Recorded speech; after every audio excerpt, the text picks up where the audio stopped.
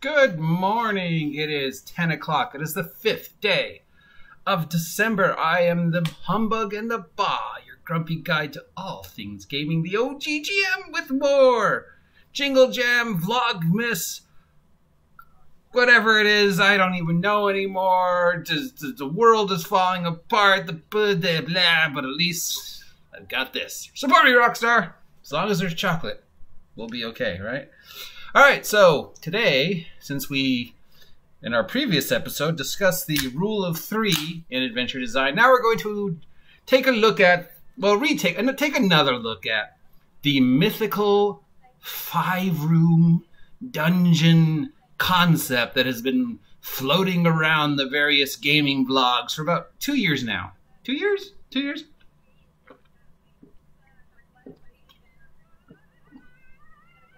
Merchandising. I think I first heard the concept either on Runehammer or Matt Colville a year, 2 years, I don't know. It's been floating around for a while.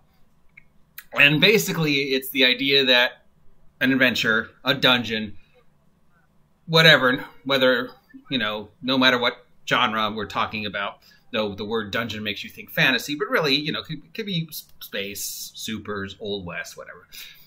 It boils down to five things. And really, you know, a dungeon only needs 5 things to tell the story of the dungeon. And I think actually you need 6 things. Because the 5 things, which we'll discuss in a second, but the 6th thing is why are they there? And when you read a lot of the articles and a lot of the things about the 5-room dungeon, and they break it down to these 5 events, these 5 triggers, sort of forget the most important one, which is, why am I here? You know, the lore. So I think it's actually 6 rooms, because room number 1 or trigger number 1, I think first calling it a 5-room dungeon is a misnomer, because it's just really, you can break down a adventure into 5 things.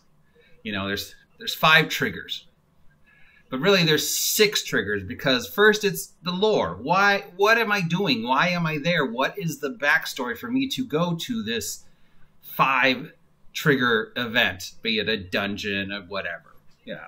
A dungeon could be broken down into 5 rooms, and you really only need 5 rooms. An adventure could be broken down to 5 things, and there's really only, and then you can just constantly repeat those 5 things for bigger adventures. But that's how the concept all started: is what's the smallest dungeon I can build, and does what a dungeon needs to do? And it's like, well, 5, but really it's 6, because first I need a reason to be there. I need that incentive to leave the comfy inn or whatever it is and go to the 5-room Dungeon of Doom. So our first is incentive.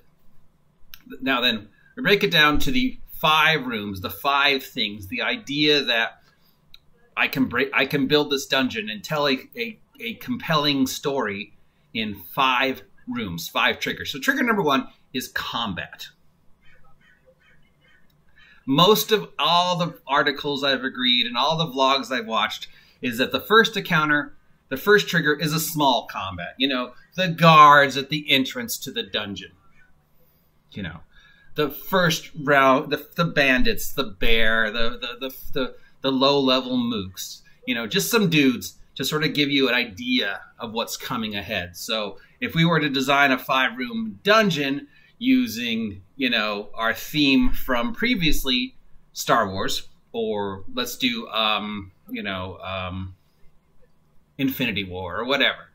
So the first thing is that you run into some stormtroopers or some Chitauri if we're using Infinity War, or some orcs if we're using D&D, or whatever. So the first room is establish what's going on. You've been given the room, how to get here, the story. Now I'm here. The first thing, 90% of everybody thinks it should be some type of combat. Maybe some minor rewards, you know, but basically it's just, okay, I know that I'm going to be encountering X, be it stormtroopers, be it orcs, be it Chitauri, be it, you know, whatever, cowboys, whatever. But just, and a small group of them, like, you know, 3 or 4, I mean, how many people do you need to guard a door? A small platoon? I guess if it's Star Wars, but no, just like 3 or 4 guys, you know, just sort of get you a feel who I'm fighting for, get you a little bloody, you know, get you a little, the adrenaline pumping, because you always want to start at action. You don't want too much time of just the party just going, blah, blah, blah. You want to start them like, this is the reason why you're here, bam, let's go. Okay, so that's it. Then room 3 is usually a skill test, you know, of some sort.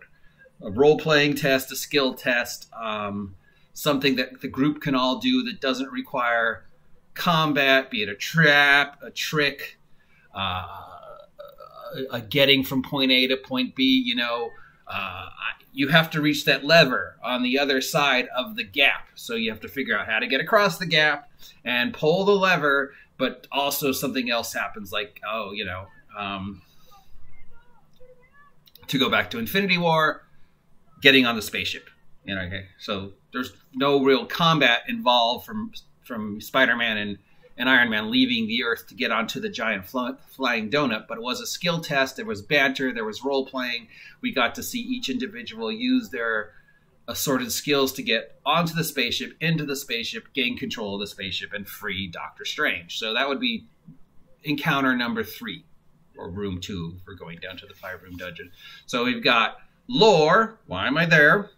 We've got first encounter, combat, to get the blood rolling. We've got second trigger, non-combat skill test, get from point A to point B with some role-playing, with some use of skills. We got 4, which would be another fight or a hazard.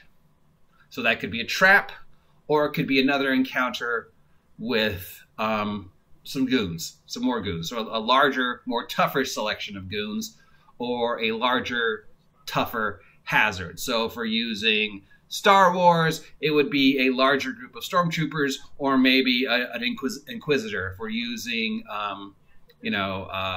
D&D, it might be an ogre. We fought some orcs at the entrance, but now we're going to find an ogre or a very complicated trap. And if we're going to Infinity War, well, we fought some Chitauri, we're on the spaceship, and now we've got to fight the Black Maw, or, you know, a lesser boss, a mini boss, if you're using video games. Okay, so that's that. Then we have the last 2. And the last 2 is also kind of iffy, because you could put the last 2 into 1. Really? But really it's, some say, you know, it's 2 separate ones, and some say it's one together. So again, there's some, whatever. You're going to have, the story ends, the triggers end with a big fight. So if we're going Infinity War, this is Thanos. You know, we've got some Chitauri, we've got a skill challenge, we've got a bigger fight, we've got our lore, we've got our Chitauri, we've got our skill challenge, we've got a bigger fight or a bigger hazard. So we've got the, you know, the Black Maw or whatever. Then we got to fight the big fight. So here's our Thanos. Here's our fight with Vader. Here's our fight with the orc boss. This is the big final, you know, everything's been building up to this conflict. So that's that. And then the final one to end the story is, of course, the reward and the closing credits. So it would be, you know, the treasure that the orcs are guarding, or the princess you had to rescue, or getting the stones so you can snap everybody back to, you know, because there was really no reward at the end of Infinity War. Actually, the end of Infinity War is kind of like everybody's fucked still, even. But the reward is everybody's back, I guess. In Star Wars, the reward would be, well, we got the plans to the Death Star, or we got the Kyber crystal, or we freed the droid. And in D&D, it would just be stuff. And then the closing credits, the after lore. So that would be repeat of part 1, or the lore that you would need to lead you into the next 5 encounters, or the next episode, or the next module. But basically, it all rolls down to this idea, this metaphysical idea that our adventures are just really, you know, you could tell an entire dungeon story in 5 rooms, 6 rooms. You can tell an entire point, beginning, middle, end story. You could tell it. You could build a 5-room dungeon. You could tell a story. You could run an adventure. It all breaks down to 5 things: the first room, the second room, the third room, the fourth room with the boss, and then the treasure, which could be a separate room, or it could be the boss is holding the treasure. But that's everything. I added the extra. Well, why is the beginning and ending, credits? Why am I there? What's my story? Lore. So lore, first fight, non-fight skill test, second fight, final boss, treasure, reward, and then get back to the start, lore. The opening credits for the next part. Why am I going? I've left that dungeon. I'm going to that part. I've got the plans for the Death Star. I need to go to Mos Eisley's and buy some Kyber crystals. I've snapped everybody back, but now I've got to fight 5 years worth of villains because I was gone for 5 years, and Lord knows what happened in that gap. We still haven't. Okay, Marvel, what happened in the 5-year gap between the between them rescuing Tony and them starting the Tahoe heist? Is that gonna?